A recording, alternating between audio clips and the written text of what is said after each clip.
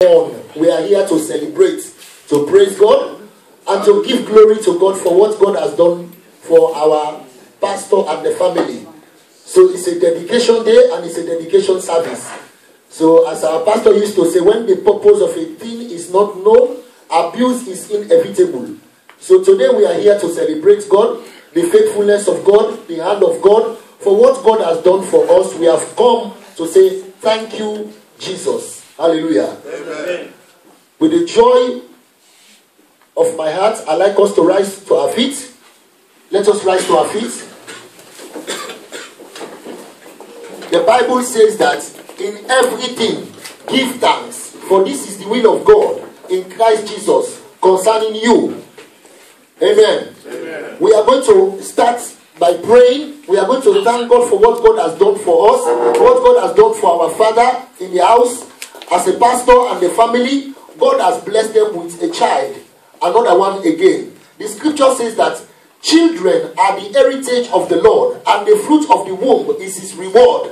God has rewarded them. Some people are looking for this type of gift, they don't have it. So when you have one, give it back to God. Hallelujah. Amen. I'd like us to begin to talk to God now. Let's appreciate him for making it possible for us to be in his presence today. We are not in the mortuary, we are in the sanctuary. Let's thank him, let's appreciate him. Open your mouth now and begin to thank God. Let's worship him, let's give him the glory, let's give him the honor that is due to him.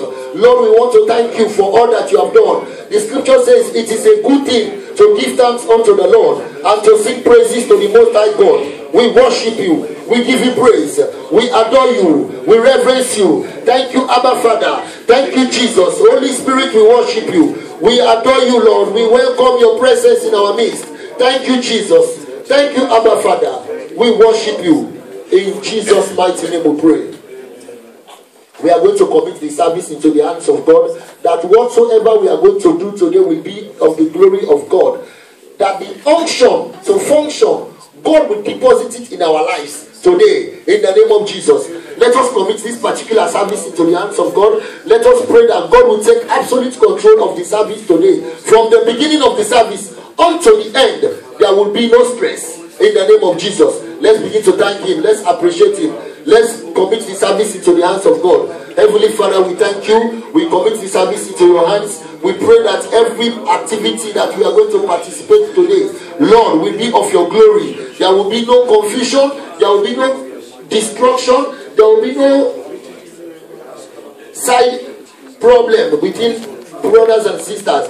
Let your name be glorified. Let your name be a special day in our lives that we will live to remember, in the name of Jesus. We worship you, Lord. We give you praise. We thank you, Abba Father. Let your name be glorified. Blessed be the name of the Lord. In Jesus' mighty name. Amen. Let us just invite the Holy Spirit to take absolute control of this particular service today. That Holy Spirit, come and take control. Without you, we can do nothing. Take all the glory. Let's worship him. Begin to talk to God right now. Holy Spirit, we depend on you. We can't do anything without you. We commit this service into your hands. Take absolute control from the beginning until the end. Let your name alone be glorified. We worship you. We give you praise. We worship you. We adore you. We reverence you, Lord. Holy Spirit, take over. Holy Spirit, take over. Holy Spirit, take over. Holy Spirit, take over. Holy Spirit, take over. The unction to function. The unction to function. Lord, give it to us. Put it in us. Put it in us. So we are going to have a glorious service today. In Jesus' mighty name we pray. Amen. Amen. Hallelujah. Amen. It's time for us to praise God. We are going to dance. We are going to give God glory. Amen. Amen. I like us to know that the way we gathered like this, when it is time for us to praise God, let us clap together. We dance. We rejoice in his presence, because the scripture says that let everything that has breath praise the Lord. So only the living can praise God. The dead cannot praise him. He said, let everything that has breath praise the Lord. Hallelujah. Yeah. Instrumentalists are useless. If you don't have any instrument with you, just clap. If you don't know the song, just clap. Amen.